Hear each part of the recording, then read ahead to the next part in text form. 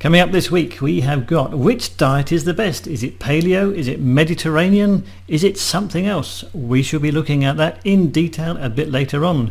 News for this week. We shall also be taking a little peek behind the scenes of serial killers, and we shall be answering some of your most heartfelt questions. Just what are the health benefits for dark chocolate? All that and more in the Low Carb Paleo Show.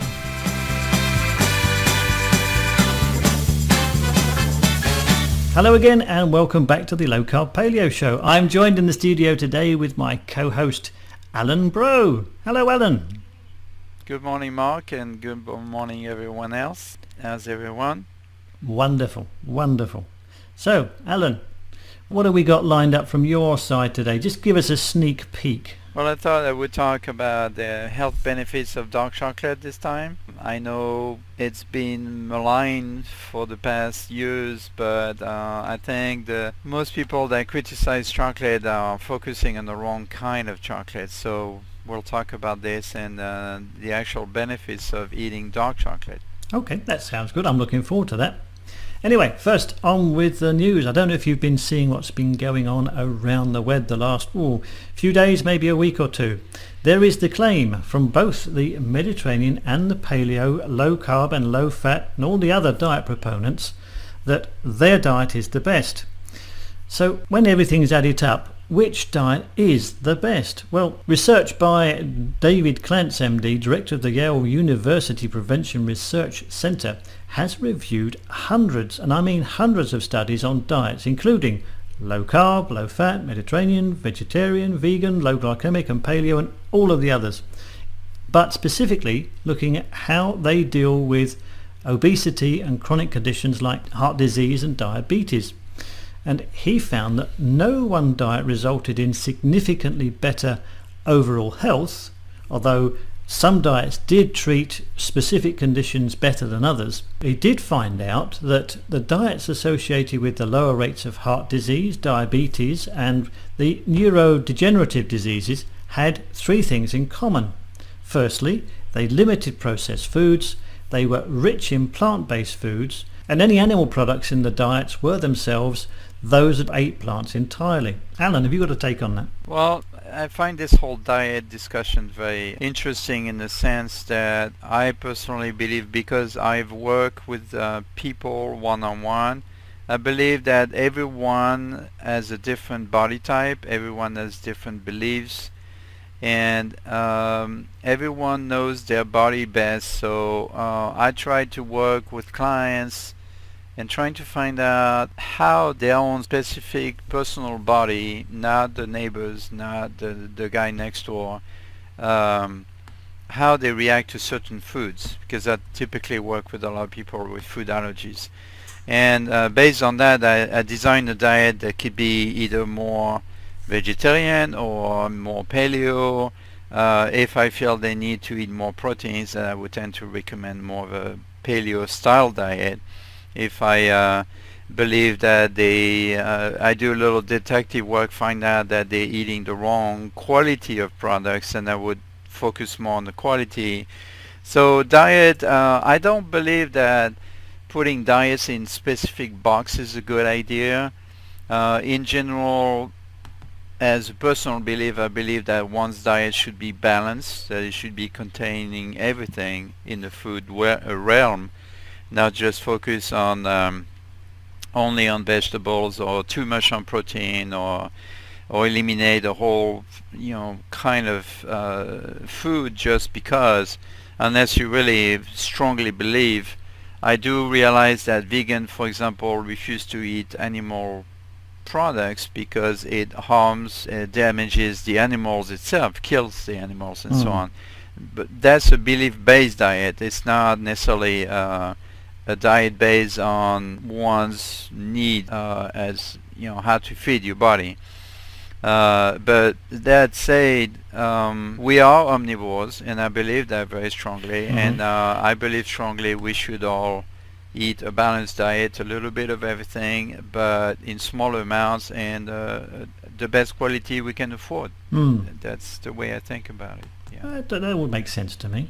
based on what I just said, I typically don't focus too much on all these research, because within a week or 3 months, some Something other else is research coming, will yeah. come up and completely contradict what this Yeah. one said. So Yeah. it's like no need to waste time. That's why I prefer to work one-on-one instead of trying to offer blanket diets that typically long-term do not work, because if you don't take into account personal needs from that particular client, you have to be also a little bit of a psychologist besides being a detective, because a lot of the food issues are emotional issues, Yeah.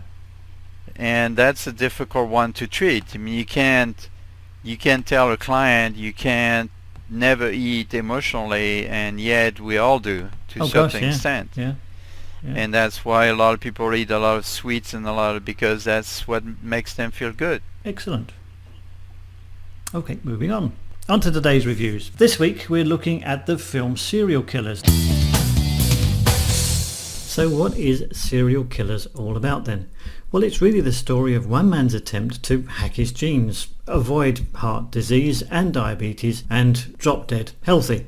The man in question is actually Donald O'Neill. At this time, Donald was a fit 38-year-old. Little did he know he was going to spend the next 3 years trying to understand how a trim ex-sportsman, whose only vice was one cigar a month and pruning bushes, could have a heart attack. That particular sportsman was his father. He'd also come to understand how his younger brother, who was a sporting icon, could develop type 2 diabetes. The thing that most disturbed Donald was the fact that he learned we had all been misled, and that basically infuriated him and then motivated him to try and share with us what he had learnt through all the research that went up to making this film. As he said, he started to scratch at the surface, then he started to dig a bit, and then he got hooked. In fact, to the point where things like the American Journal of Nutrition became his bedtime reading. As he says, somewhere along the way, I decided that health is a bit like politics. You choose a party or a diet, and then you stick with them because they work for you, and you defend that position vigorously, just like I did. Basically, Donald and all the people who helped him to make the film rolled up everything they knew about diet and exercise, metabolic health, and threw it all out the window. What came out of that research was the film Serial Killers, which is a real eye-opener for virtually everybody who watches it. Now, you may or may not know that Serial Killers is actually out already, and there are plenty of places you can see it, but the easiest place to see it is to go online. If you go on to serialkillersmovie.com, you will see 2 or 3 different ways that you can have it. You can rent it or you can buy it. To rent it, it's $4.99. To buy it, it's $14.99. That's dollars, of course. But today, we're going to give 2 lucky guests the chance to see it for free. Just write in and tell me who the star of the film was, and we'll draw out the 2 winners. The first 2 out the hat will be the ones who get the ticket, and we'll mention your names again on the program next week. So write in, usual address, feedback@lowcarbmag, or you can catch us at the Low Carb Paleo Show Facebook page, which is simply lowcarbpaleoshow.com, and that will take you straight through. So that's everything about the film that we're going to be looking at this week. On to our main topic of the week, which is again over to Alan. Alan, you're going to tell us about the precise reasons for the health benefits of chocolate, aren't you? Well, I hope you are. Well, precise is a big word, and I'm a big boy, but I don't use big words, so I can list a few benefits of dark chocolates. One thing I'd like to start with is to make sure we're clear on what constitutes dark chocolate. In my opinion, as a chef and ex-chocolate maker or chocolate candy maker, and as a nutrition, you should not eat chocolate that has less than 70% dark cocoa content. Sometimes it's called cocoa liquor content. It's not an alcohol, it's just the way it's called in the industry. So 70% for me is my bottom line, and you can go higher to 80, 85, 90%. the higher the number will be, the more bitter it will be, and also the more healthy it will be for you. So I'll let you decide what's your limit on that one. My limit is about 70, 75, and above that it's too bitter. The reason you don't want lower than that, because you're falling into candies and that typically contain too much sugar and or the wrong kind of fat, and also most of them also contain milk. Oh, right. Now milk in itself is not bad. It's just that if you want to get the benefits from the dark chocolate, you need to avoid any additional ingredients in your chocolate. And that's why I prefer typically European chocolate, because they tend to be much more refined, higher quality ingredients, smoother to the taste, all around just great to eat. They're not grainy as your average typical American chocolate will be. They are refined for a longer time, which tends to break down the chocolate molecules to very, very fine and very melty. As far as the benefits, dark chocolate is good for your heart. It contains flavonols which increase your nitric oxide amounts in your blood, which helps with blood flow. So it helps you to keep your arteries clean from deposits. It also, the nitric oxide helps keep your blood vessel flexible and supple, so that they can contract with the blood flow. As you know, your heart is a pump, so in order to work properly, it cannot be clogged up with all sorts of bad fats and everything. So speaking about fat, good quality chocolate contains a good quality fat. It's cocoa butter, which is, although it is a saturated fat, some people will scream murder at saturated fat. I completely disagree with that. Cocoa butter is somewhat similar to coconut oil and olive oil, because it contains oleic acid, stearic acid, and palmitic acid. All of these are good quality fats, and they're highly recommended, especially on the paleo diet. Excellent. Another benefits of dark chocolate is actually contains a higher amount of antioxidants than berries, for example, which typically berries are thought to be the high content. I mean, don't get me wrong, I still eat my berries every week, or actually almost every night, but I always add my square of dark chocolate as a dessert. Antioxidants are good because they will fight and kill free radicals. You know how bad those free radicals are. Aye, they are. I'm not talking about politics here. So you want to, free radicals is a natural side effect of your body basically burning the nutrients in your body. So you want to avoid free radicals, or you want to actually add the kind of food that will fight off free radicals, because eventually free radicals will damage your cells, which could turn cancerous. So another good advantage of antioxidants. Going back to the blood flow and everything, dark chocolate is good for your brain as well, because as I found out last week, a good friend of mine unfortunately had aneurysm, and that is caused by lack of blood flow to the brain and a clot, basically a blood clot. So the again, the flavonoids in the dark chocolate will keep your blood smooth and avoid blood clots. So it's also good for your brain health in that sense, that it keeps the blood flowing to your brain. Chocolate is also good for your mood. Believe it or not, it contains the same chemicals as when you're falling in love. Don't we all want to fall in love all the time, I right? don't know, chocolate's cheaper.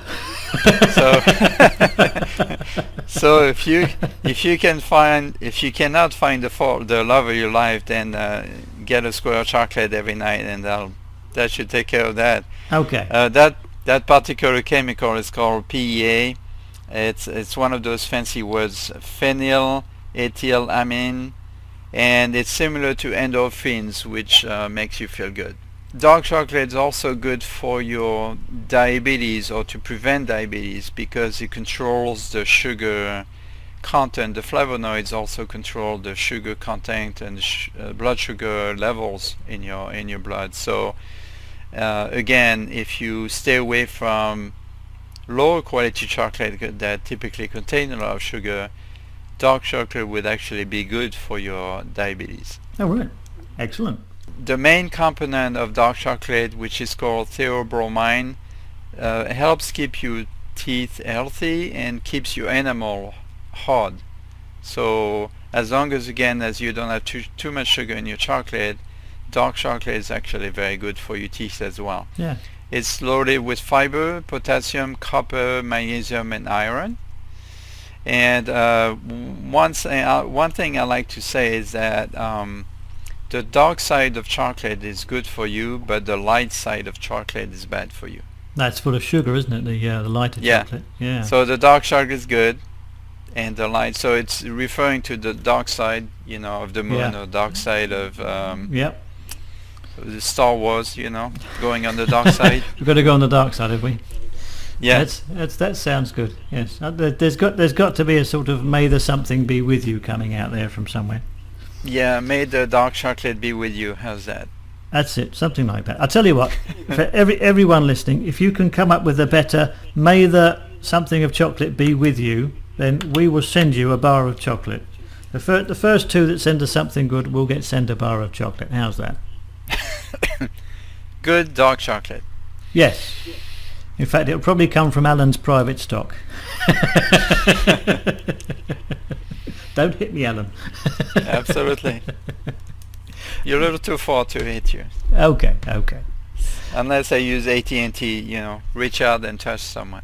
Reach out and thump somebody. There we go. Okay.